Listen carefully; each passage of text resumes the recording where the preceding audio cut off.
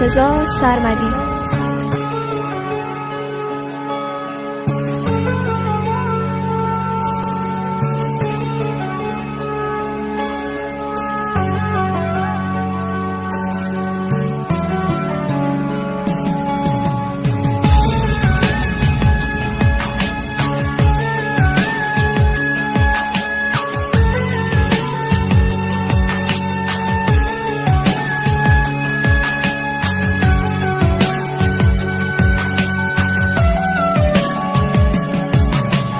بهترین بهونه من ای چراغ خونه من، گفتن اسم قشنگت شعر عاشقونه من شدم مجنون چشمات، تو شدی دیوونه من.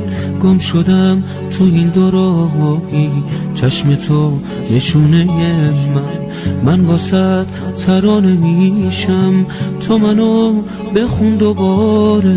آسمون شب تاره پرش از ماه و ستاره.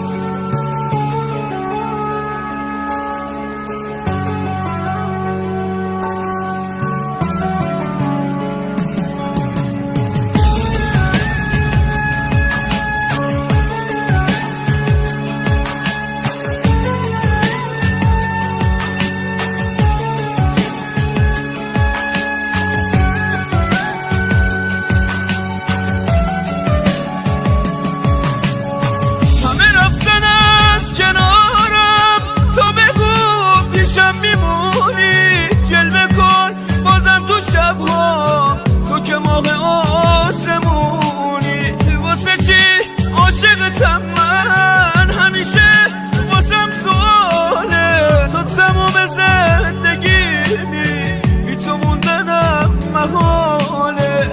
بی تو هر ثانیه انگار واسه من مثل یه ساله. اگه تو پیشم نباشی زندگی رو به زبانه.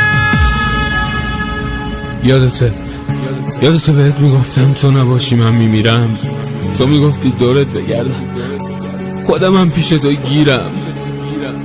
منو میبره به رویا یاد اولین نگاهت، خیره میشم و میمونم تا سحر به روی ماهت. دوباره منو صدا کن، دوباره منو صدا کن، منو از زمین جدا کن، شعله کن رو باور من، دوباره آتیش بپا کن. تو نباشی من میمیرم، آره من میمیرم. از من عاشق تنها